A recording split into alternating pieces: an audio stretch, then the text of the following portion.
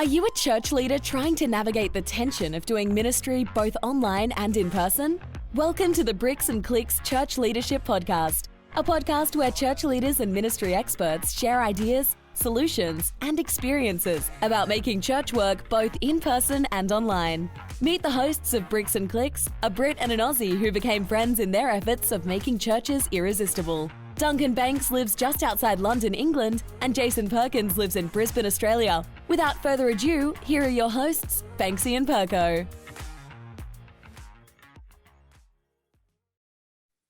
Well, g'day everyone, and welcome to our webinar with my good friend Duncan Banks in beautiful London, England, and Holly Goddard, 6 a.m. Atlanta time on the East Coast of the United States. Holly, we just can't say thank you enough for carving out this time to get up so early in the morning and to join us for this incredible conversation. We're super grateful. Oh, I'm thrilled to be here. Honestly, the fact that I'm getting to talk to leaders all over the world is such a thrill for me, and we're all in the trenches together. So worth getting up at the crack of dawn for that. Yeah, hey, absolutely. Perko, there's two big questions arise for me. One is, how comes it's 6 a.m. and Holly looks fabulous, and it's evening time in Australia and you look an absolute shower, mate? Yeah. How does that work? I don't get that. It's primarily, Duncan, because I've been surfing up on the Sunshine Coast all day, and I just decided to actually start doing some work here about 30 minutes ago. So, oh, well done. Yeah, absolutely. Hey, mate, tons of people jumping in to the webinar from all over the world. I see some friends that are in New Zealand. I see people in the UK. Some guy named Matty Banks has already jumped into the chat and started commenting some things. Maybe a connection of yours, Duncan, I'm not sure. We would love, though, if you are joining us for the webinar, whatever time of day it is from wherever in the world that you are watching, we would love it if you would jump into the chat and just say hi to us. We're going to be monitoring the chat all throughout the webinar, especially going to be monitoring questions that you may have for Holly, which in just a short time, she's going to be helping to answer some of those questions. So we'd love it if you do this, though. Start off with, if you would just jump in the chat, tell us what church you're from, what part of the world you're watching from, and final question. So what church, what part of the world? Final question. Are you still in digital only church because of COVID lockdown? It's different in every part of the world. Or are you gathering physically again? Or are you doing a hybrid of both? We'd love to know that. So what church you're from, where you're watching from, and then what type of church environment you guys are experiencing right now. Duncan, why don't you lead us out and kind of share with the audience Holly's background a little bit and kind of what we're going to be talking about today. Yeah, well, before you dive into the presentation you've got for us, I'm kind of interested to know where North Point is right now. I know in Australia, their churches have been regathering physically for 9 or 10 months because COVID doesn't exist over there. But for us in the UK, we actually have go on. We actually have 9 cases in the country currently, Duncan, just so you know. It does exist, but we try to keep it to single figures. Yeah, well, we have just over 3,000 a day in our country at the moment, so it's a little bit different. So our churches haven't regathered yet. Maybe 1 or 2 of them have begun to start regathering, but they're thinking about it, and we're going to be allowed. The government are allowing us to regather over the next few months. So we are super interested as to what you have to say. But where are you as North Point? Are you gathered digital? What's going on? Yes, yeah, we're back in the building, which is really great. We still have some measures in place, some distance and not at full capacity, but we did a huge Easter outdoors. And then from there, we began to kind of move inside with certain precautions, but as generation never stopped meeting. So middle school, high school, they met all fall outside, gave them the building and made the adults wait, because a lot of churches started back and letting adults come first. And we just missionally said, we want the next generation to go first, which is awesome, which I have to tell you, like, they've been coming there because of that decision, which is, and of course I have children, so I love that they stayed plugged in the whole time. But yeah, we are back in the building. We're probably about 50-60% of where we were before, and we're still doing the whole dance and trying to make sure that we're safe, but moving back towards normalcy. That's great, Holly. I mean, Holly, I think that's a big learning for our pastors. Prioritizing the kids and youth first was a massive win for you. And I think because we're older and we're pastors, we think, oh, let's get the adults in first, the kids will be fine. But you flip the switch on that and it seems to have paid off. So if we take nothing else away from this next hour together, I think that's a golden piece of learning. But correct me if I'm wrong, you started your kind of career at North Point working with the kids and students, didn't you? Tell us, how did your ministry develop? Yeah, I did. I'm such a product of North Point because I was just this unchurched 25-year-old girl who moved to the city, to start her life, and was curious about faith, thought I should entertain it at some adulthood, and someone invited me to Buckhead Church when it was in the grocery store. So early, spin off of North Point or second campus. And that's how I began really following Jesus in my 20s. So several years later, through being in small group, I got invited to interview for staff, jumped in as the Wombland director. So director of preschool for several years. Then moved over to our Brownsbridge campus, and that's where we met. And I was doing a director of Starting Point and director of Mary Group, so some time in adult ministries.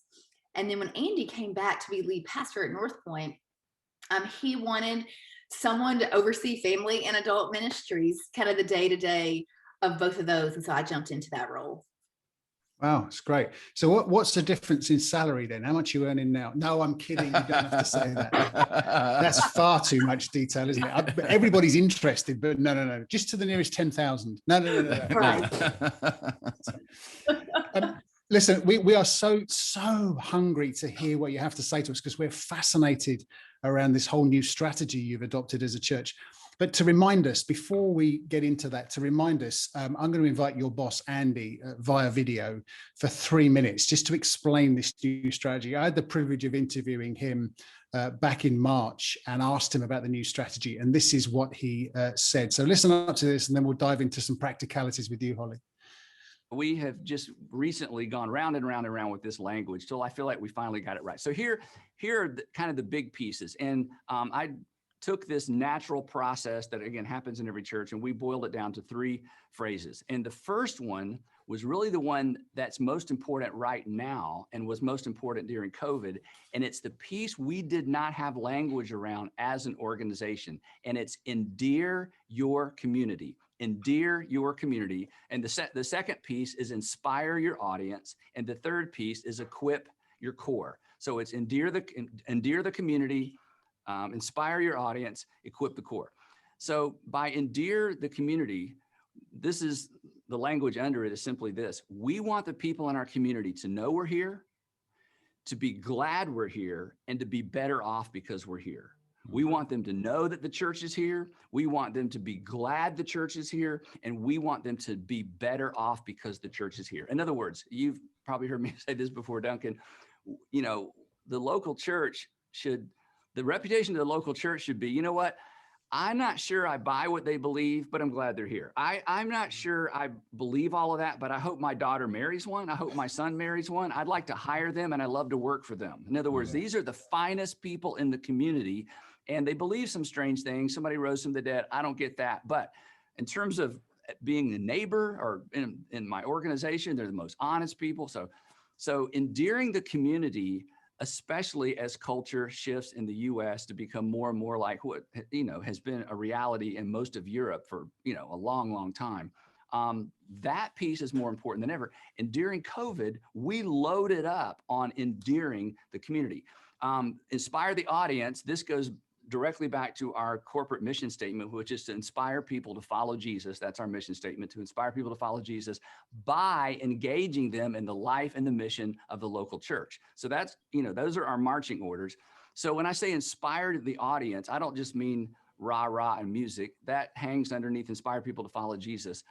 But when they inspire the audience, these are all our physical and digital environments. Anything that we create that people participate in, we want to inspire that group of people to follow Jesus. So those are your events, your experiences, worship service, children's ministry, small groups, anything where there's an audience, inspire the audience. And we've fleshed out specifically what we mean by that. In fact, the little statement under that piece is we want people to be glad they attended and plan to return. And the bonus is we want them to be glad they attended, plan to return, and bring a friend. That's when I set the bar pretty high, whether it's small group, worship service, children's environment, whatever it might be. And then the third piece, equip the core. This is one of the most difficult things we do as church leaders, to get people who heard about us, showed up, experienced us, like it, to get them to take a step and to serve and to lead and to get engaged and to own the mission of the church. Because our mission isn't simply to inspire people, it's to inspire people to follow Jesus by engaging them in the life and the mission of the local church. So that's the win. When a person's heard about you, show up, they've gotten involved, and then they say, hey, I want to get more involved. I want to give, I want to serve, I want to lead, and hey, I want to be a raving fan in our community for this local church. So it's those three pieces: endear the community, inspire your audience, equip the core. That's great. Yeah, fantastic. It's a great summary. And Duncan, I know we've chatted about this so often that you used to go to North Point and you would hear this strategy of moving people from the foyer, or the foyer, as you guys say in the UK, foyer, living room, or as we say here in Australia, the lounge room, and then to the kitchen. Holly, why is it that for 25 years, this strategy of foyer, living room, kitchen worked very successfully? Why is it that you guys all of a sudden are saying, no, there's got to be a new strategy, or at least a new language to put around this? What's the why behind it? Yeah. So the foyer, living room, kitchen metaphor is such a brilliant metaphor, because you know exactly what to do wherever you are on the journey and how to treat people. So in reality, for us, that strategic language had began to drift a little bit. And it's because we began to experience digital and physical environments. Like, we know we cannot go back to purely physical. It'll always be a big deal for people to come to church. But now we have this, we had it before COVID, but now even more, we've conditioned people to experience church in a digital way. So we found that every time we were trying to describe that pathway, the journey we want to take people on, two ways it was breaking down. Whenever you talk about in the digital realm, and whenever you would talk about taking the church outside the walls. So here is the new thought process. For 25 years, best hot dog stand in town. We would open the doors up and people would just come. We weren't your mama's church, it was just, but the whole experience you would get at North Point. But that the world is a post-Christian. I mean, you guys are experiencing this ahead of us, I would say. It's just not, people don't know why they need church. It's not like they're probably mad. It's just not even on their radar. So that means for us that we have to think outside of the building. We have to take the church to them, hence the whole endear the community. And that's when that physical metaphor is breaking down. So we spent a lot of time as a leadership team saying we need some common language so that the power of the strategy will work. Yeah, that's incredibly helpful. Thank you for helping us understand why and how you've shifted. And I can see it. I can see, like Andy said, the endear piece was a piece that you never really put much energy or words around. Holly, why don't you dive into this presentation you've got for us? Because I know you're tasked with, along with a bunch of other leaders, of making this thing happen on the ground. So we're fascinated to just go a bit deeper with it. So why don't you share your slide deck and take us through? All right. Let's see. We got it? Yeah, well, that's great. And while you're setting that up, just to remind people, listen, if questions jump into your mind as Holly starts to speak through this, put them into the chat. We've got some time afterwards. We would love to put them to Holly and see what she has to say to help you in your situation. Take it away, Holly. Sure. I think kind of what we touched on already, this is the same journey. If you think of, this is something we use in Starting Point quite a bit. We talk about the theory of change, of what people go through on their journey to accepting Jesus as their savior. And so we're still thinking about that whole theory of change. So it is the same journey, but just, a new path, a new way to talk about it. We talked about how we had a very kind of ambiguous funnel, and our kitchen, foyer, living room, kitchen metaphors slipped. And so we said, all right, we need to button up the language, and we rolled that out to everyone mid-March. So this is how new this is, like totally wet cement. We're totally still learning. So next time I talk to you guys, there will be something different and change. So just so you know, we're in the middle of this, just like you are. The words we talked about, Andy just unpacked the endear your community, inspire your audience. What we've done for 25 years really well is that middle piece. And then equip your core. This is a little, every about 5 or 6 weeks, because this is so new for our staff, I send out, I don't know, I don't have a great word. I'm kind of calling it a newsletter or an email, just to remind people, okay, in Endear, here's what we've done lately. In Inspire, just to keep every staff member on the journey together, because this is pure internal language. This is to help us deliver a better experience for attendees. So that's a little snippet from that. And just a reminder to them of, we won't go back to a church just primarily focused on physical attendance, and we have to chart new ways forward because the world has changed that much. Physical and digital are a new reality.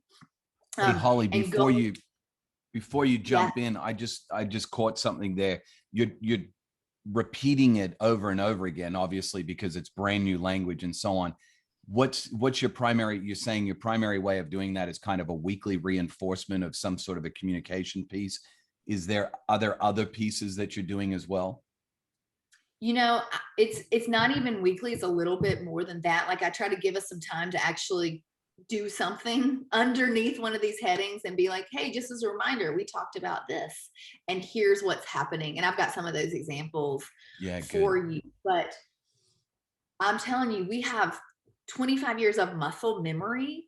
And so I'm trying to really force myself as a leader to over communicate this new strategy and these new words, because you know how it is as a leader. You have to say it about 7 more times than for it to begin to stick for people. Yeah, so I love that.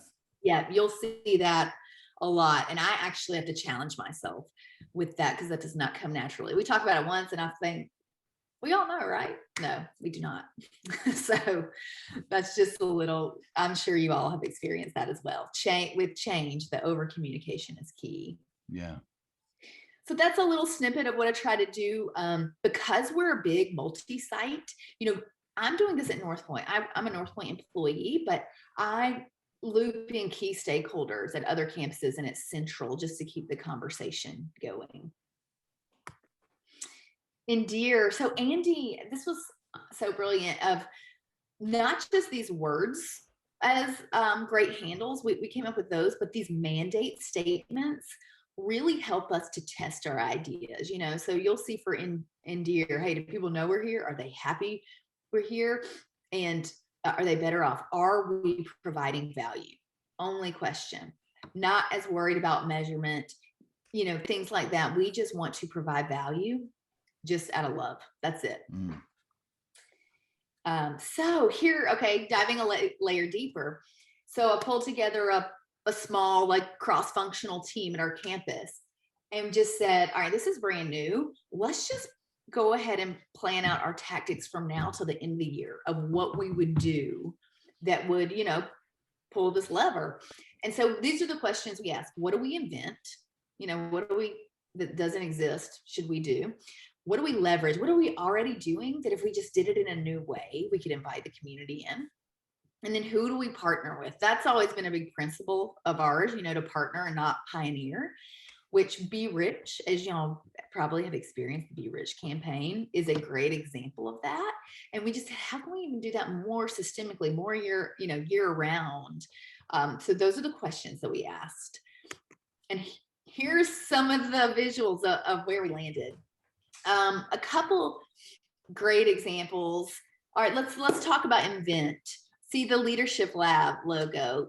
Obviously we have Andy, who is this great leader who has a podcast of his own. It's really not necessarily tied to North Point, but we thought, how can we leverage his leadership expertise for the business community? That's a community that we could add value to and, expect nothing in return, but just endear them to the church. So we started a digital event, and we're going to try 4 of these this year, called Leadership Labs. Sometimes it's Andy interviewing the leader. Sometimes it's him promoting this business leader we've had Patrick Lencioni, if you've read any of his books.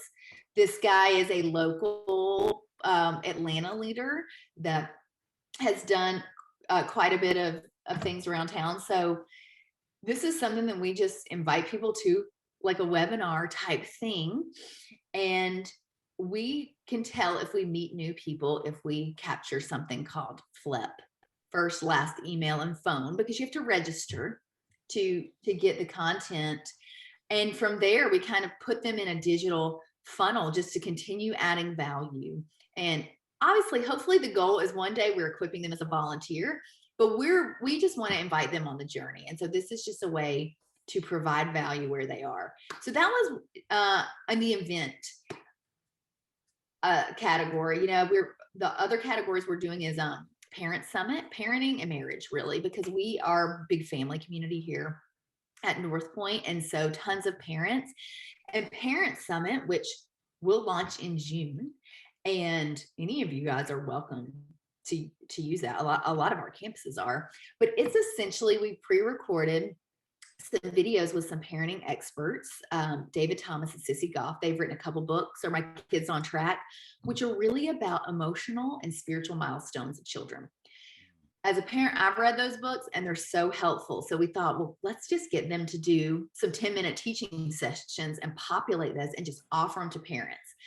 Here was the biggest learning win surprise of this. We just offered it to our database, which is quite large. And the first time we did it, we didn't even provide a share button or say, hey, send this to your friends. But because I believe the content was so valuable, it just happened organically. People would watch it and they would just send it to their sister-in-law, to their neighbor, whatever. And we realized, oh my gosh, this is such an easy shareable asset, and it's a felt need, and we can just pour into parents. And so we've begun to make more of these things and make them more easily shareable. So this is almost an invest and invite strategy in a digital realm. And these are just some things that we came up with based upon felt needs that we were hearing from attenders all the time. So that's the event. What else? Leverage. Mega Awesome Costume Party is a great example of that. We do that every year in October. It's just like a cool Sunday, wear your costume, you can have fun at church. It really started to make church fun and to connect with small group leaders. But because of our heartbeat for endearing the community, we thought, how can we make this one of the coolest Sundays we have for kids all year, a real invest and invite opportunity? So with some marketing, with some enticing the kids to bring a friend, hey, if they get to come a large group and y'all get to sit in some special seating, and just some creative ideas. This has been one of our biggest ways to meet newcomers. I think we must have met 100 Upstreet children last fall, which is crazy. And the thing that we know about working in family ministries is that when kids come, they love it. And then they begin to tell their parents, hey, I want to go back to church. So that was something already in our rhythm that we just said, how do we think about this in a new way? And then partnering. Cool story. This is fresh off the presses. You see the Bike Drive logo. We had partnered during COVID with Fulton County Schools. They needed books. COVID times, things were hard. They just said, hey, can you help us find some books? And so we hosted a book drive. And instead, we did ask our attendees to bring books, but we also decided to try to loop in the community somehow. So we went to some businesses around the community and some local nonprofits and said, hey, could we leave like this big drop-off bin and some advertisements for to partner with the book drive? And we ended up collecting 15,000 books for the school system. We had to take a big box truck and like dump it, take it to the school board. And they couldn't believe it. We actually couldn't believe it either, because our attendees are so generous. We already know that from Be Rich. But when we began to involve the community in that, I mean, we just doubled our efforts with very little effort. So that was cool. So we learned from that, this partnership with the school system, which is pretty unheard of, it's such a win-win. What could we do next for you guys? And they said, this is a weird request, but a lot of our students don't have bicycles. And during the summer, they're kind of stuck at home, parents work, they can't get around. Do you think you could provide bikes? So we were like, we'll give it a shot. And our staff was praying for 500 bikes. And we were just asking our attendees for that. And then we did the same thing. We went around to some businesses with some bicycle associations, partnered with them and asked them to be mechanics to help us get some of these used bicycles in working condition. And just last week, we took 1,200 bicycles to the school system. Wow. I know, it's unbelievable. It's unbelievable. And these are just, honestly, we're not these crazy innovative people. We're just going, hey, what do you need? And how do we leverage kind of our community to serve you? And so that's been really cool. And it feels like being the church. And we always got to do that through Be Rich, but now we're just thinking about how do we do that all the time? So I'll pause right there because I just dumped a lot of information. Any questions or anything you want me to talk about a little bit more? I tell you what, is it possible to get Chris on? Chris is one of the pastors in the Further Faster network, the network that I lead here in the UK and Ireland.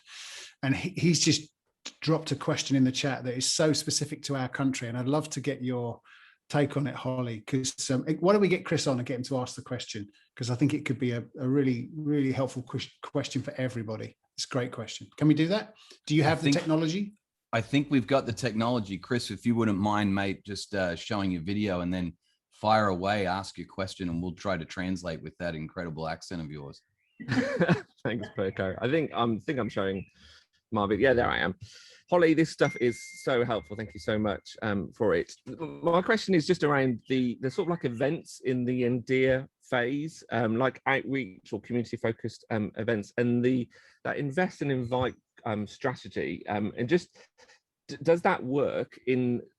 So I question whether that works in our context. When we do outreach events or community events, we get loads of people who come, but then the invite to regular, more church stuff that might fit under the Inspire section is just so big.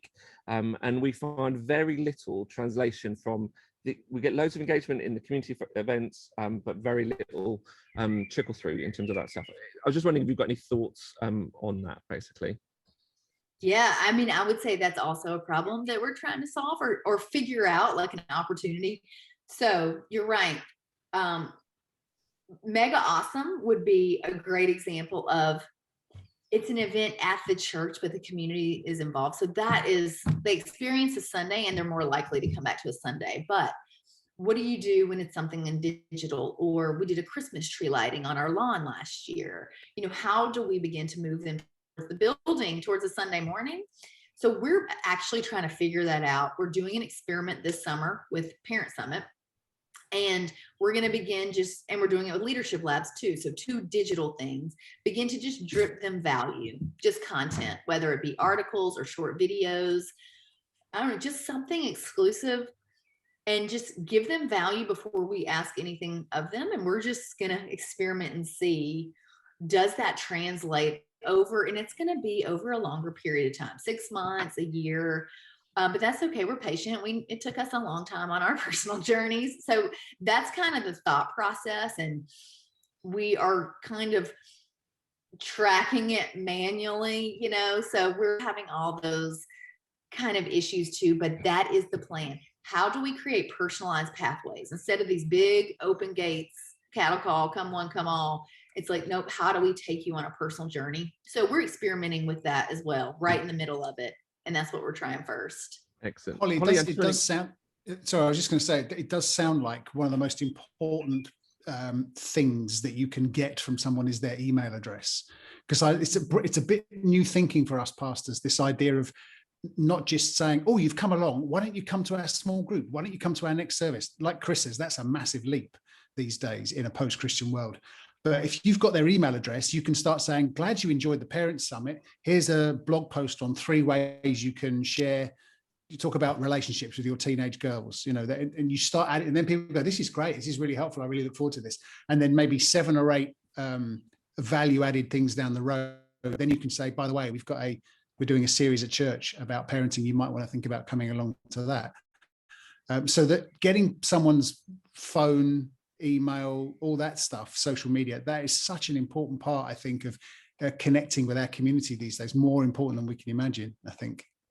I agree. And we're very particular about those email addresses because we do not want to spam them. So we hold them like in this little holding cell is what I call it. They don't go in the database and get all of our, here's everything. We're very careful about how we communicate because they haven't told us that we can tell them everything that's happening. And we really want to respect that.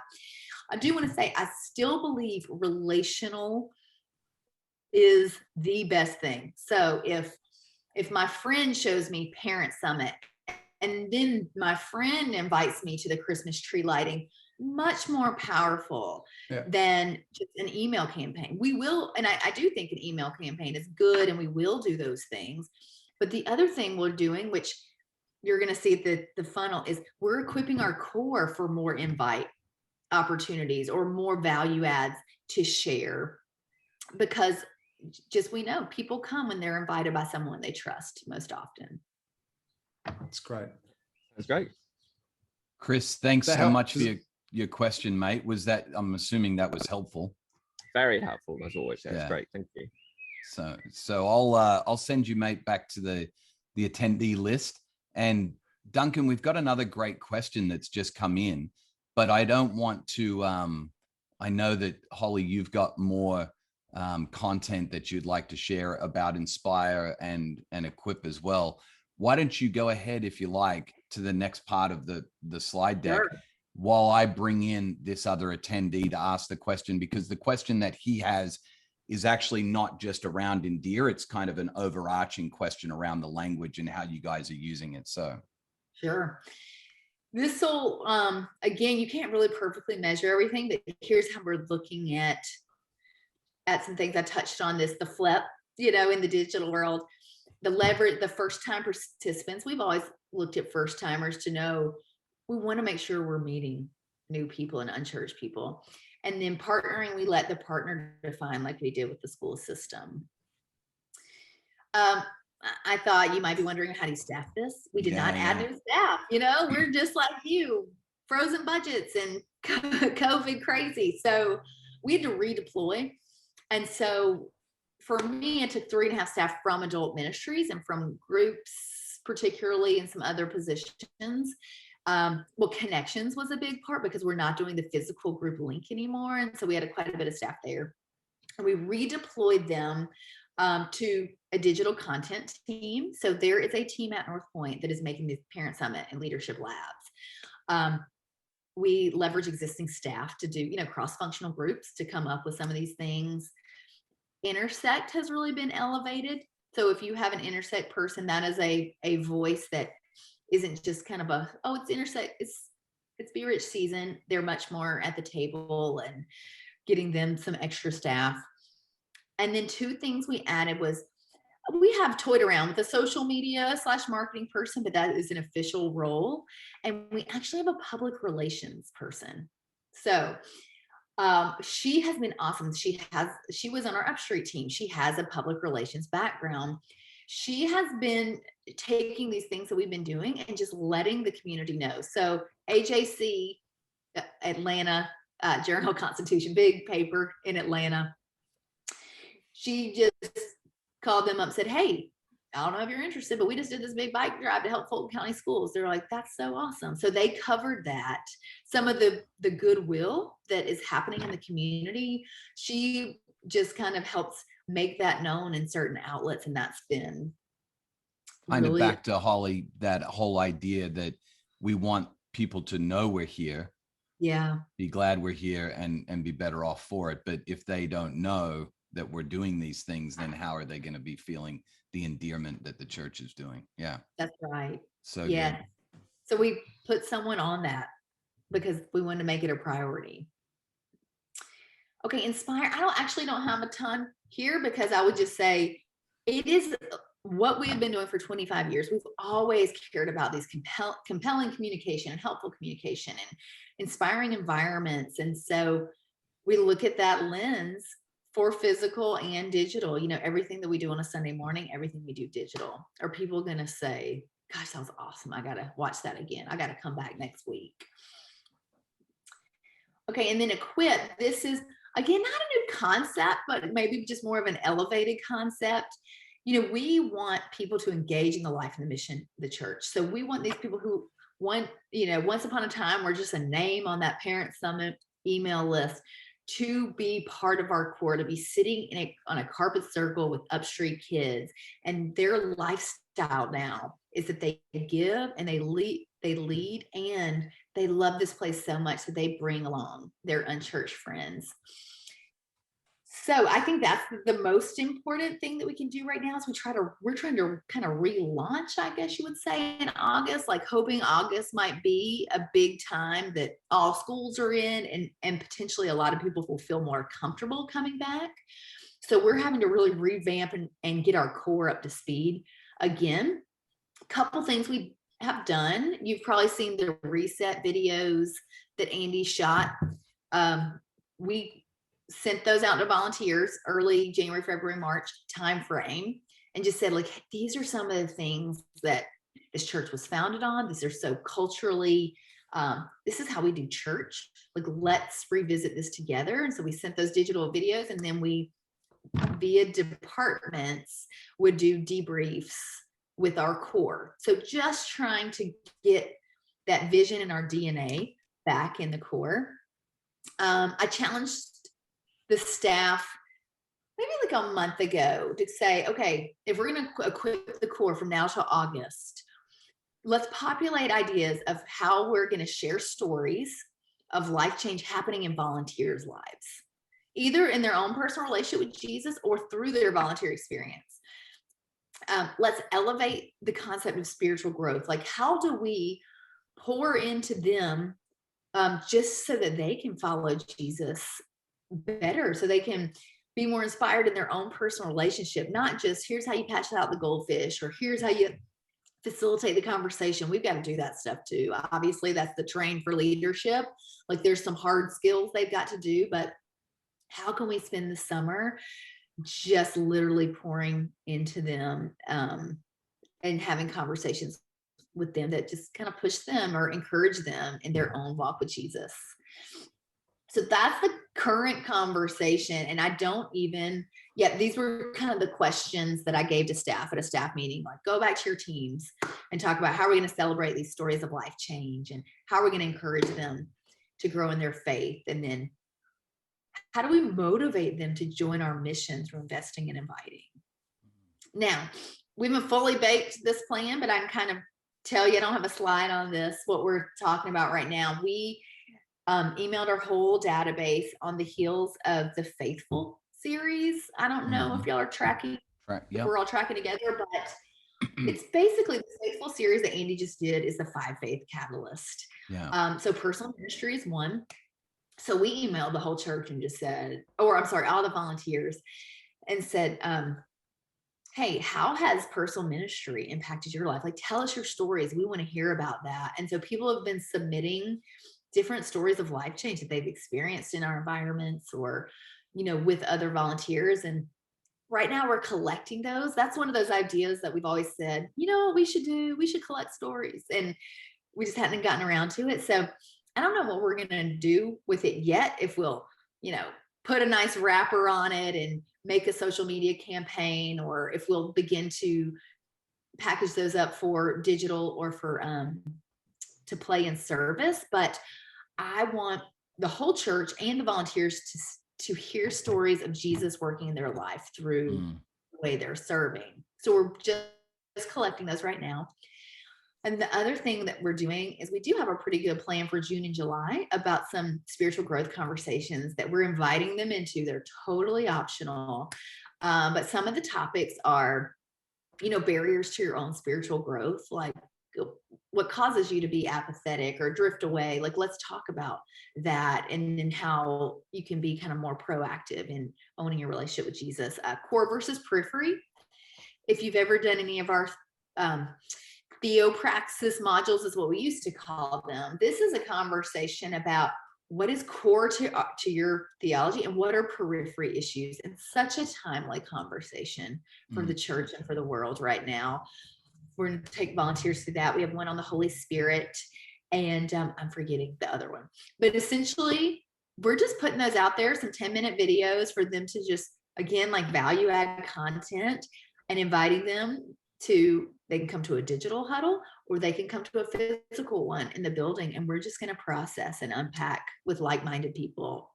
And so we're going to see if that is a value add or helpful or really, encourages volunteers. Of course, any of this stuff is available to you if you want to use it. We're just going to try it out and see what happens. Holly, yeah. I'll mention really quickly. You mentioned a couple of resources, the Reset series of videos that Andy did around equipping the core. Phenomenal series, such a great tool to really equip the core in your church. That's available for those that are part of the networks, churches that are partner networks. I believe, Duncan, that's available on the partner site. You've mentioned that before, but you can also find it online. MP Digital has a channel on Vimeo that a lot of the resources that you've talked about, a lot of these videos are actually stored there. So that's available for anybody that would like to jump on any of those resources. Duncan, you were going to mention? Yeah, you're absolutely right, Perko. This Reset series that you talked about, Holly, I think it's a genius idea. I tell you for why. I was talking to one church leader, and they said, I said to them, when you start going back, because they haven't gone back yet, when you start going back, what are you going to start preaching on? What's the first series going to be about? And they said, the vision of the church. We're going to just get people's feet lined up behind the vision of the church. And normally, if people know me, they know that's my wheelhouse. I love talking vision. But actually, I said, you know what I think I would do? I think I would package that up in a reset kind of a package, and I would send it to my core and say, here are some 10-minute videos about who we are, why we do what we do, what it means to follow Jesus, just like Andy has done. And then on the, when we start gathering again, hey, why don't we just talk about Jesus? Mm-hmm. If you put Jesus on the table and let him shine, people are going to fall in love with him. They're going to fall in love with the church where he's offered. They're going to want to keep coming back, because there is nothing more, when it's vision, it's about, I've got to give my money to this, my time to this, I'm tired because of COVID, and you want more. Talk about Jesus, and it's like, this is about me and feeding me and making me feel great. I want to come back next Sunday. So I love this idea of, we want to help our core get lined up behind the mission, but why don't we take that offline and talk to our core through 10-minute videos rather than mainlining it on a Sunday at a time like this? Normally, I would say mainline it on a Sunday, but at a time like this, when people are grieving, they're sad, they're hurt, they're confused. It's been a year of lockdown in the UK. I just think, put Jesus on the table. You can't go wrong with that. You're so right, because he's the answer to all these woes and all these problems, and nothing better that we could offer. One thing we did that is it was so meaningful to me, and I think to a lot of volunteers, is before we said, hey, there's these videos to watch in a very socially distanced fashion, we gathered the core, we did worship, and Andy did like a little mini, kind of message. It was about surrender and being faithful. And people were just weeping, and they're just so glad to be back with the body of Christ. And that's how we introduced these videos, not to get them to, get on board with our mission kind of thing, but just literally to pour into them. So what I witnessed is they needed it, wanted it. So good. It's great. Hey, I've got a question from one of our attendees that I'm going to bring onto the panel. Jonathan is in Auckland, New Zealand, and he's staying up very late because it is almost 11 o'clock at night in Auckland. And Jonathan, you've got a great question, mate, around it's a language question around all of the language. And I think it's a really important question. So I'll let you go ahead and ask Holly. Thanks, Jason. Holly, thank you for the idea piece. I think it's a brilliant word and piece that you've added in. So thank you. The question's really around communication and pathway. You mentioned this is internal language. So I guess my question is, what are you communicating to to the wider church, and what is your pathway? Assuming that somebody connects somehow with North Point, what are the next steps that you're communicating or expecting them to take? Good, great question. So right now we are only keeping it internal. That doesn't mean at some point that we may talk to the core about it. I don't know. I do remember a day when we, as an attendee, where you knew the foyer, living room, kitchen. So I do think there is some power in that, but we need a little bit more refinement, I think, before we get there. But so that's the answer with that one. Your other thing of like, what are the steps? What are you going to do? One thing we added, this is a redeployment of a staff member, was actually our group launch person. We made them the director of next steps. So essentially their mindset is to be a concierge for these new folks. So the way that happens physically is from stage. It's like, hey, if you're new, go to this room and meet this person, right? And so they go in, they meet Jane, they get a little gift. What we used to do is just kind of, chit chat with them. And if they ask for a specific thing, like starting point or how do I serve, we'd get them plugged in. But what she does now is she takes her information and she sends them a little 3-minute video afterward that's like, hey, where are you on your personal relationship with Jesus? And she kind of puts some handles around it. And then they get to fill out a form and say, I'm kind of at the beginning. And so she has a plan to serve up with them. So some of it is ways to get connected physically, like with serving opportunities, different levels of serving. Some of it is some of the self-directed content that we're making. Oh, you're kind of still checking it out. Hey, you might want to view this series or check out our parent summit. And so she's really gauging where they are and what they want and teeing up a really personal kind of next step with them. So that's a new concept, very intentional, that we're, again, in the middle of figuring out, but trying. I think that, it's a great question of Jonathan's. And I think what you've proved, Holly, with your answer is we don't have to do your plan, but we have to have a plan. Yeah. And I think most people, it's just, it's accidental. They've come along. Maybe they might just by a process of spiritual osmosis suddenly get connected in. But, we should be able to sit down at a staff team level, a leadership team level and say, what is the plan? What are the steps that take people from that first contact onto being into a small group? And then we can start resourcing that plan and we can start making that plan happen. So I love the idea of a little video saying, where are you? Fill out this form. And it'll help you to figure out where you are in your spiritual journey. And then here are resources to help you. And you might want to meet up and talk about it. But there's a plan, whatever it is, there's a plan. And I think I've heard from you that we kind of, at times we just hope for the best, God in his graciousness, sometimes people get saved and connected. But if we had a plan, and people say to me, oh yeah, but surely we should just put our sail up and let the wind of God blow and kind of thing. But when Jesus said to his disciples, here's the plan, it was clear, start in Jerusalem, then move out to Judea and Samaria, and then we'll go to the ends of the earth. But don't think ends of the earth yet. Think your next door neighbor first in Jerusalem. There was just this clear stepped plan. And that's why jumping on calls with you, Holly, is so helpful to our guys, because your plan is big for thousands of people at a mega church. Ours, our pastors, most of our churches are a couple of hundred people, if that. So, so we don't have to adopt your plan, but we need to find a plan somewhere. No, that's great. So good, Duncan, which is why I like hanging out with Duncan, number one. But number two, one of the things I've always appreciated, honestly, Holly, about North Point is you guys ask phenomenal questions. Yes. And the questions lead to great answers in any context. And the answer may be different, but at least the question is going to lead you, to Duncan's point, to have a plan for your particular context. And I so appreciate that about North Point. Jonathan, thanks, mate, again, for staying up so late. And thanks for being willing to jump in and ask your question. We'll talk soon. We've got some other questions that we'll go to here and actually bring somebody in. But before I bring that person in, I would love to ask Holly, you've kind of dabbled in this a little bit already, the restructuring of staff around this. I would love, because I'm somewhat familiar with kind of the traditional org chart at North Point with family ministries, adult ministries, service programming, guest services, ministry services, kind of that traditional org chart. How are you org charting under these three new buckets, the Endear, Inspire, and Equip?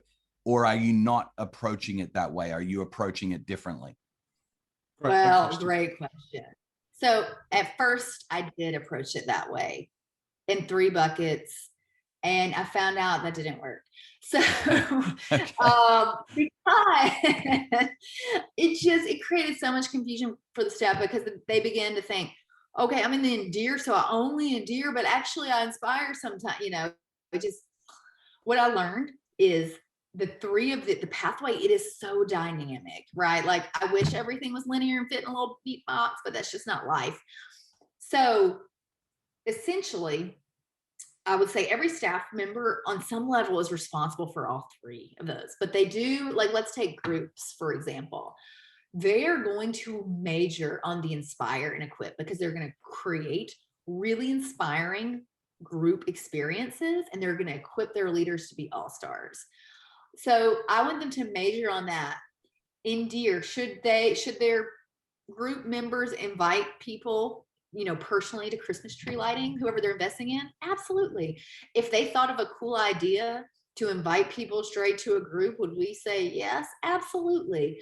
But this is just a dynamic process, and every single team member has to kind of know what they major on, but then how our staff is playing the others.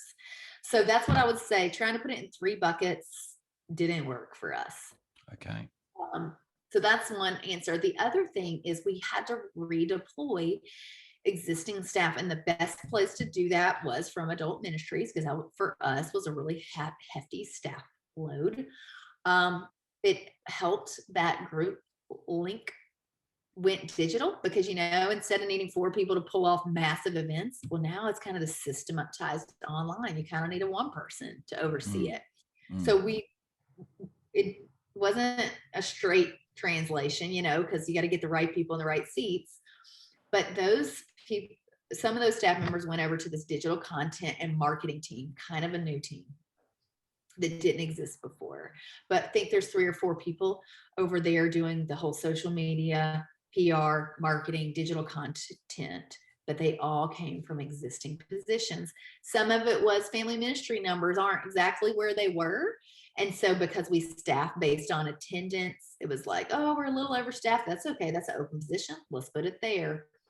So a lot of that rethinking positions happened. And now we're in budget season. So now we're looking at the resources and getting those in the right places too. Yeah.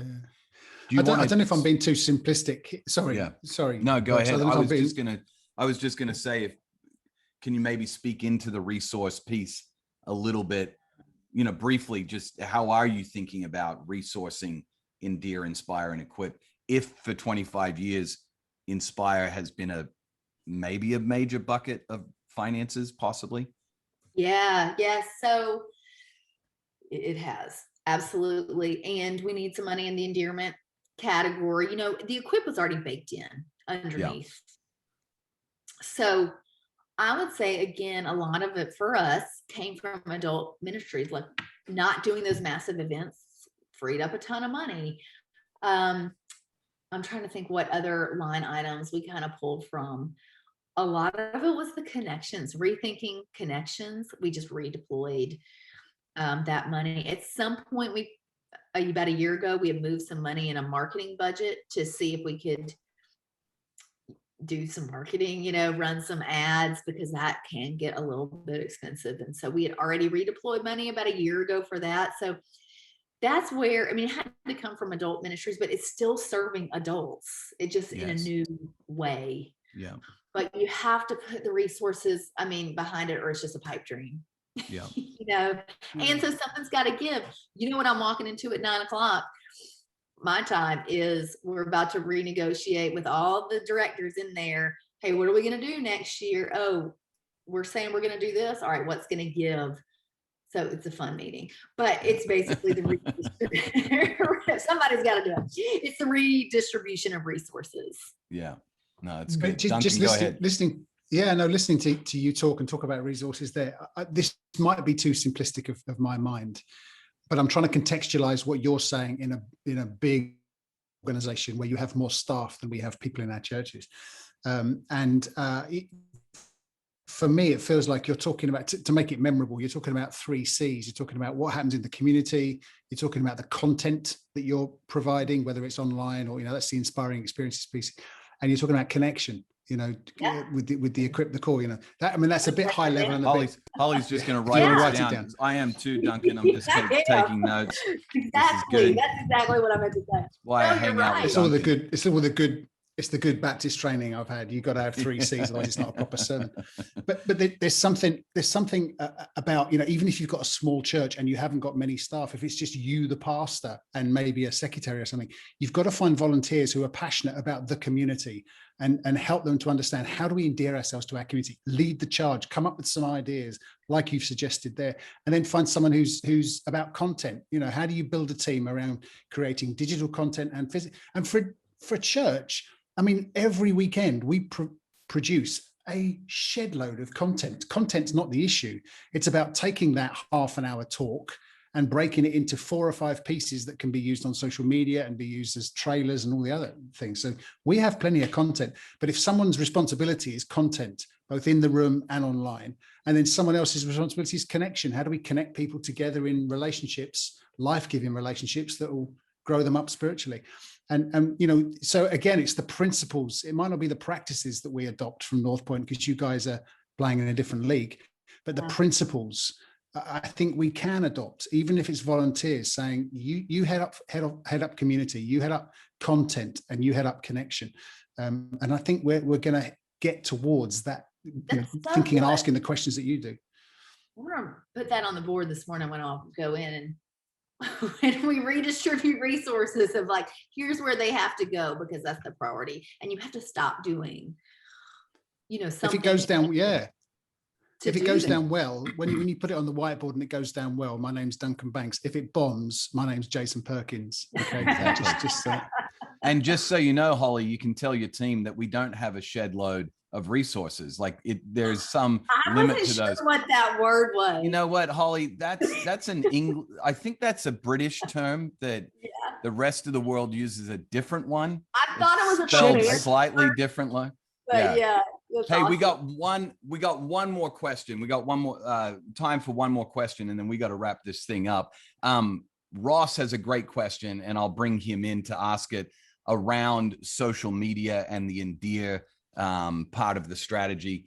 And I think it'll be a fantastic question. Ross, by the way, is a guy in Australia that is certified with the story brand concepts and all that kind of stuff. So has a lot of background on this stuff. So Ross, take it away, mate.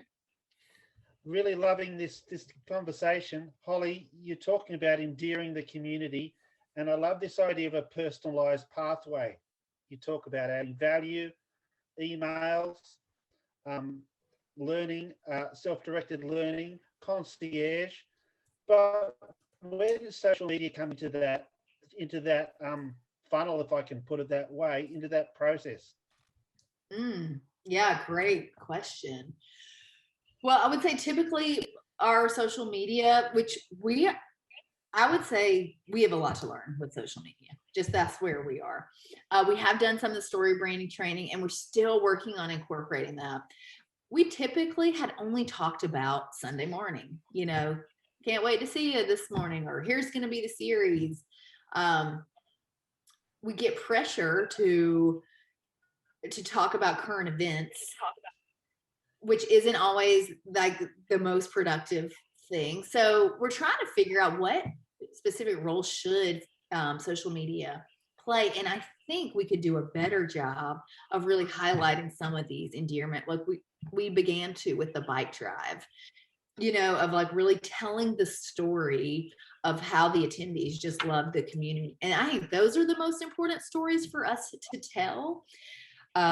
But we're on the front end of figuring out how to do that well. That's good. Thank you. Thanks, Ross. Yeah, good question. It is almost the top of the hour, Holly, and we need to give you a break before that very interesting 9 o'clock meeting that you have coming up. I'm super Yeah. stoked to hear the feedback on how that goes.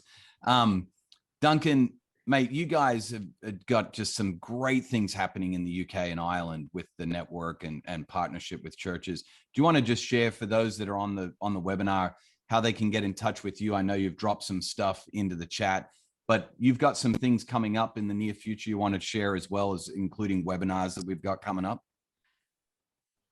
Yeah, I mean, when Holly drops the gold dust that she's dropped today, I know what it's like as a pastor. You walk away and you think, I feel like I need to go a little bit deeper. I've got questions. I want to figure this one out. I would be really happy, like I know you would as well, Perks. I'd be really happy to jump on a call with you, with your leadership team, and talk a little bit more about how you can make this happen in your church. So my email address is there. Perko's is there as well. And so if you're in Ireland or the UK, hit me up. If you're in New Zealand or Australia, Jason's your man, and we can walk through some of that stuff. June the 23rd, I'm really excited. We've got a webinar with someone that you used to work with, Holly, Tim Cooper. Oh, yeah. So Tim's become a really good friend of mine. We talk 3 or 4 times a week, mainly about Manchester United. So Tim's going to talk to us a little bit. He's a webinar on the 23rd of June. You can find out the details on our website. He's going to talk to us a bit about the equip part of this. How do you help, in a post-COVID world, Christians grow up? And then we've got another on Perko. Why don't you talk about this? Because on July is it the 6th? 7th. I can't remember. 7th. We've got, Yeah. It might be, it is. July. We've got such an exciting webinar. I can't wait for this one. Yeah, so basically the first Wednesday of every month for the next 3 months. So this one, Holly, thank you, by the way, for kicking off this series of webinars. We're super stoked. We've got John Hambrick, who is the brand new director of For Atlanta at Buckhead Church. He's going to be leading that initiative of endearing the community. Holly, you actually mentioned during this webinar this little word intersect, which I bet a lot of people on the webinar may not be familiar with that. That is where the not-for-profits in the Atlanta area and in the community, that is where there's a team of people within North Point Community Church that actually vet those not-for-profits and work with them on what their needs are and how they can connect people in the core to those needs. And Hambrick was actually part of the beginnings of that whole intersect concept years ago. And so he's going to be on, Duncan, Wednesday, July 7th, same time as this, the first Wednesday in July, talking about endearing your community. So really unpacking stage 1 or step 1 of this strategy. So you won't want to miss that. Hambrick is gold and has some phenomenal information about this. So make sure you register for that if you haven't already registered for that. And then I just want to encourage everyone that's on the webinar, make sure you go follow Further Faster Network on Instagram. You won't miss any of the webinars and all the things that we're putting out in the UK and Ireland. Make sure you do the same thing, irresistiblechurches.network on Instagram. You'll get everything in Australia and New Zealand and Hong Kong and South Africa can join us as well. And then make sure that if you need any follow-up, you have any questions, go to either of our websites as well. This has been recorded as well, Duncan and Holly. So we're going to be putting this out after the fact on our YouTube channel so that people can watch it back, share it with other leaders, and maybe even watch it with their team. So any final thoughts, Duncan, before we wrap up? No, I'm just grateful to Holly, really. I am still really fascinated about where those 2 doors lead behind her. The secret doors, yeah. It's like Narnia in her house. They seem really thin. I mean, I'm not sure, Jason, you'd get through either of those doors. Perko wouldn't. I eat too much of that good Atlanta barbecue. I wouldn't get through those doors, that's for sure. So, but no, I'm really grateful because what you've done, Holly, is you've made it. You've made a very big concept, you've made it possible for us to grasp and to put into practice in our own churches. So this hour has been a tremendous investment in our churches, and you didn't have to do it. No one's paying you a fee for doing it. You did it out of the kindness of your heart, and I am really, really grateful. So thank you. Oh, I was so glad to be here. And I just want to encourage, I can't see any of you, but I just want to tell you, you're doing such a good work. I mean, it is, to me, I would not miss getting up this early in the morning to be able to chat with you guys, because I'm just so inspired that you are doing this all over the world and in cultures that are even, harder than what we have to deal with here in the Bible Belt. You're all around, in a post-Christian world, spreading the gospel. So good job. You're doing a great work. I'm excited to be on the journey with y'all. Thanks for having me. Well, we hope this episode of Bricks and Clicks was helpful. If it was, then we'd love if you could leave us a review on your preferred podcast platform. If you haven't already, make sure you subscribe to the podcast so you never miss an episode. And if you are leading a church in Australia, the UK, or Ireland, we'd love to help you grow your church by reaching unchurched people. Go to www.bricksandclickpodcast.com and click on your country's flag to find a whole bunch of free resources to help your church go further, faster, and become irresistible once again.